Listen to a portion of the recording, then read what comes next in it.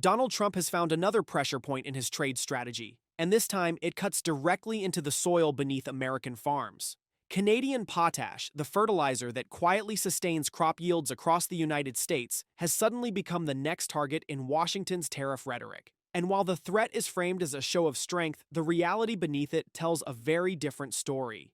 If tariffs are imposed on Canadian fertilizer, Canada does not collapse. American farmers do. Canada absorbs the shock. The United States inherits the consequences.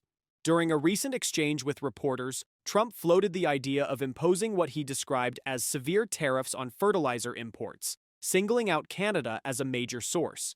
The timing could not be worse for U.S. agriculture. Input costs are already at historic highs, global fertilizer prices have been climbing, and domestic production capacity inside the United States simply does not exist at the scale required to replace Canadian supply.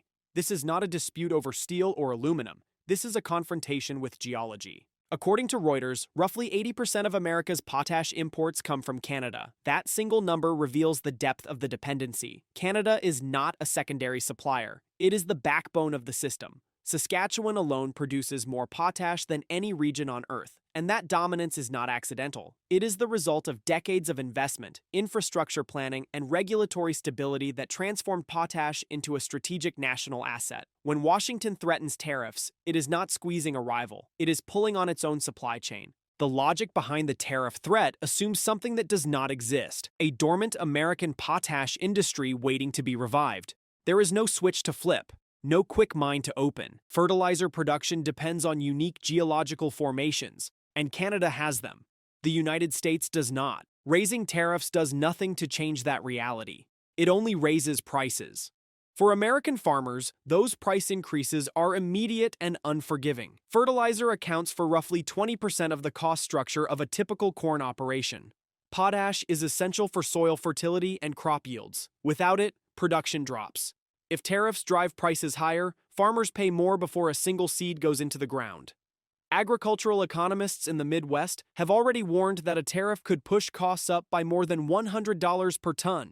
For large-scale farms, that translates into tens of thousands of dollars in additional expenses. Margins vanish. Profit turns into loss.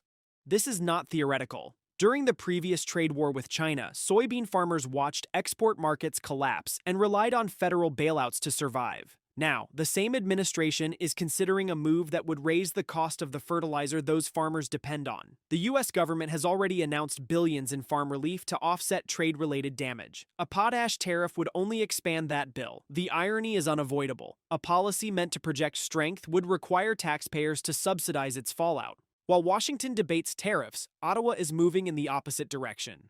Under Prime Minister Mark Carney, Canada has been positioning itself as the world's most reliable supplier of critical inputs, from energy to minerals to fertilizer. Potash sits at the center of that strategy. Canada treats it as a long-term export pillar, not a bargaining chip. That approach has paid off. As global food security becomes a national security concern, demand for stable fertilizer supplies continues to grow.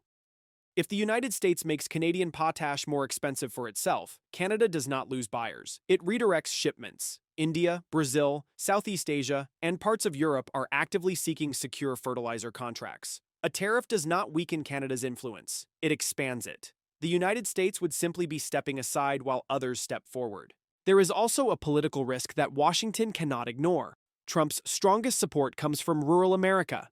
Farmers in the Midwest are not abstract voters. They understand supply chains, they understand costs, and they understand that fertilizer is not something you can replace with slogans. Potash is geology, not ideology. If prices surge, the pressure lands directly on Trump's base.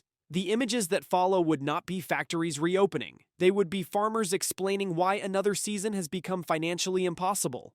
The contrast in styles is striking. While Trump relies on tariffs and public pressure, Carney emphasizes patience, leverage, and optionality. Canada still conducts the majority of its trade with the United States, but it is no longer willing to be cornered. That quiet shift matters. It changes how global markets, investors, and governments assess Canada's resilience. For the United States, the risk is not just higher prices, it is strategic isolation. Tariffs that alienate allies push them to seek alternatives. Canada's response to pressure has not been retaliation. It has been recalibration. That makes it harder to counter and more effective over time. If Canadian potash becomes the next battlefield in Trump's trade war, the outcome is not hard to predict. Fertilizer prices rise, farm incomes fall, government bailouts grow, food security faces new stress, and Canada emerges more trusted, more diversified, and more strategically positioned than before. When you wage a trade war against the country that supplies the fertilizer beneath your own fields, the real question for Washington is no longer whether tariffs sound strong. It is whether the United States is prepared to sacrifice its own farmers to sustain that performance. This is Maple States, where we break down the economics behind the headlines. If you value clear, fact-driven analysis on US-Canada trade and global shifts, subscribe to the channel. Your support helps us keep these stories grounded in reality, not rhetoric.